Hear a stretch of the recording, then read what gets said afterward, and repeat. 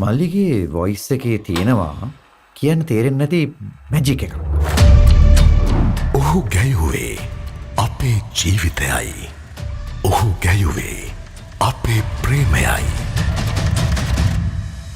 මීට පස්සේ මම හිතුවා මගේ ජීවිතේ එන හැම දුකක්ම හැම සතුටක්ම සින්දුවකට ගොනු කරලා පැත්තකින් තියන්න.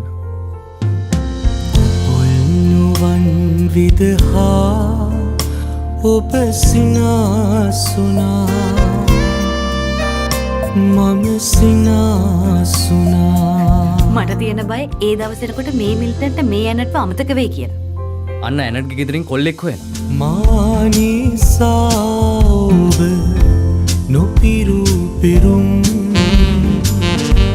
මානිසා ඔබ නොපෙතු පැතුම්. සින්දු කියන්නේ කියලාද රස්සාව නැතිවනේ.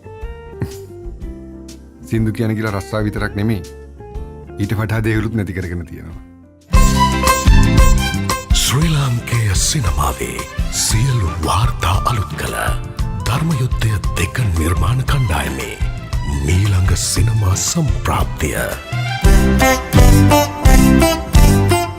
දැන් ඉතින් මාලිනී අපිට මෙයාව අල්ලන්න හම්බ වෙන්නේ නැහැ. මෙයා අලවි වාර්තා තියපු ගායකයෙක්. ගිහින් එන්න පරිස්සමට. ගිහිලා ආවේ නැත්තම්?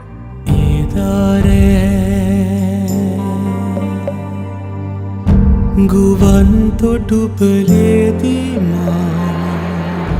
උඹනම් දවසක මිල්ටන් නවතින්නේ ලංකාවේ සංගීතයේ විරාවේ කුමාරය වෙලා. අඳුරු සිනමා ශාලාවක ඔහුත් සමග ඔබත් ගායනා කරන්න. සුළඟේ පාවී ඇවිත යාවී මා සිතුම්